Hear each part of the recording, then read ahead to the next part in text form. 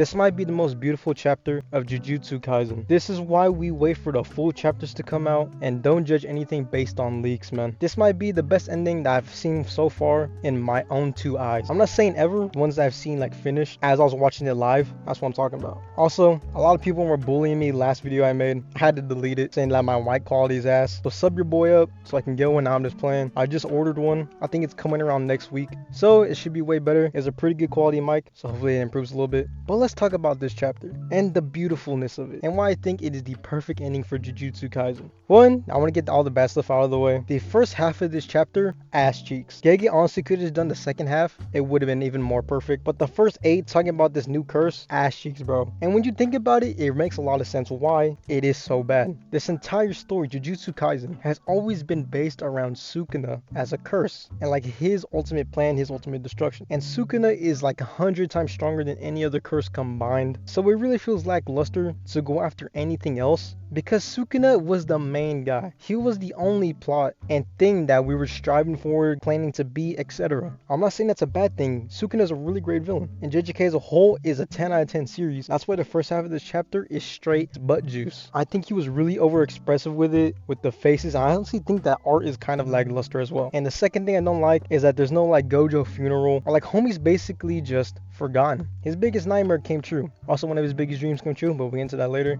But there's no like Gojo funeral. I'm glad he didn't come back, because if you actually understand like Gojo and like the whole writing thing about that, he didn't want to. Him being alive was basically torture, man. Look at this dude's face. You really think he wants to do all this shit? Just be used by people? No. Anyways, let's talk about the great things about this. So it starts to get really good as the flashback between Gojo and Itadori, and just how real it is, and also how sad it is, man. And it's just so real. Gojo basically saying if anything were to happen to him, he wants Yuji to take his place, and that he has love and dreams too. Because as we all know, even with the plan that currently, Yuta taking over Gojo's body, and basically his entire existence besides with Geto, people have only seen him for his strength, the 6 eyes, his infinity, basically him being the strongest. To the point to where people forget Gojo, like he says, he had love and dreams too. But one day everyone will grow up and leave me behind, right? I honestly think it's better to have someone stronger than me who can truly forget my existence. Gojo's basically saying like, man, whenever somebody gets stronger than me, one of Yuji or Mary or somebody in the future, it's basically like he never existed. That basically without his strength, nobody would have give a fuck and nobody will remember him. And then that's when Yuji reassures him like, I can never forget you. And then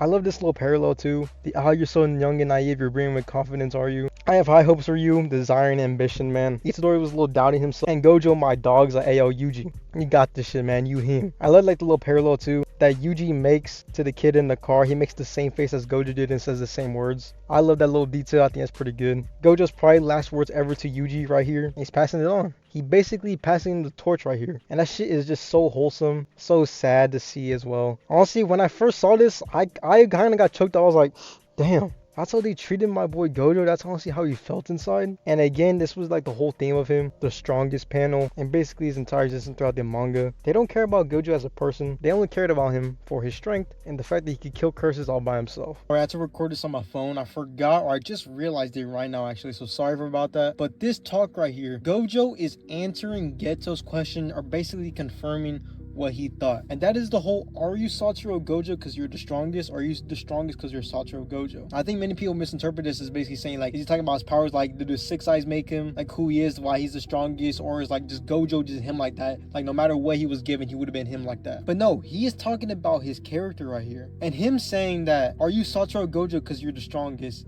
he's implying that is his strength the only thing that makes him? Is that his entire existence of being the strongest? And this talk right here with Yuji is him confirming or answering that. And he even says it right here. If there's another person that comes by as the strongest, you will forget my existence. That is what Geto was talking about, bro. And that's what Gojo is implying right here, that he was Satoru Gojo because he was the strongest, and that's how everyone viewed him. Everybody viewed this dude just as a curse killing machine, the GOAT, and nothing else.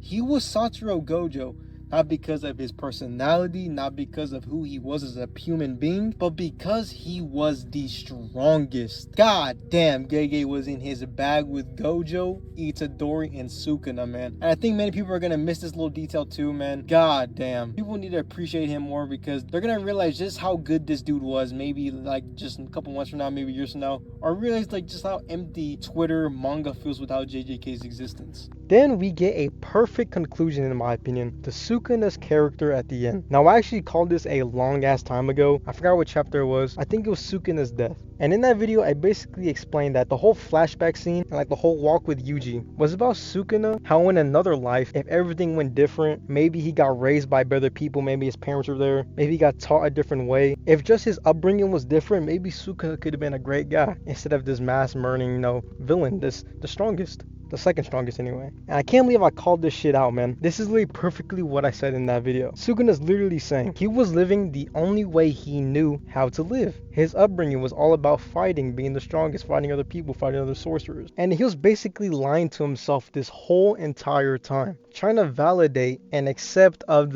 all the things he said about humans being nasty, that love isn't real, relationships aren't real, basically love, romance, anything that wasn't about sorcery, fighting people, that shit was just straight useless to him. Throughout the entire manga, he was trying to justify it. And at the end, after he lost, he's basically realizing, coming to terms with it, like, damn, maybe life could have been different. And that's with the talk with Yuji as well. I honestly think that Yuji opened up his point of view a little bit. No, I did have different paths to travel, 2 paths to be precise. And then we see Sukuna in the middle and then 2 people. Now, the one on the right, we see from the next panel is Urarame. So I'm guessing that this is the path that he chose originally, of just fighting people, trying to become the strongest, becoming a curse, stuff like that. And on the left we see a person that we don't know of. Now, in my opinion, it's kind of up in the air, but I think that this is a woman, maybe a wife even, because again, like I said, that was a huge thing about Sukuna. Basically him rejecting love, him rejecting other people, becoming close with other people. What if in a different life, if he chose that different path, homie would have had a wife and kids, done good for the world. So I think that's honestly a woman and his wife, but he just could not help but spit out the curses storing in my viscera. He feared his own curse would immolate himself. So again, like I said, I think the 2 paths he could have chosen are the one he chose, the violence one, and the one full of what he rejected the most and was trying to convince himself throughout the whole story that he didn't need and never wanted. The second path was experiencing love. Then we get another hard-hitting panel. If there is to be a next time, perhaps it would be nice to try a different path.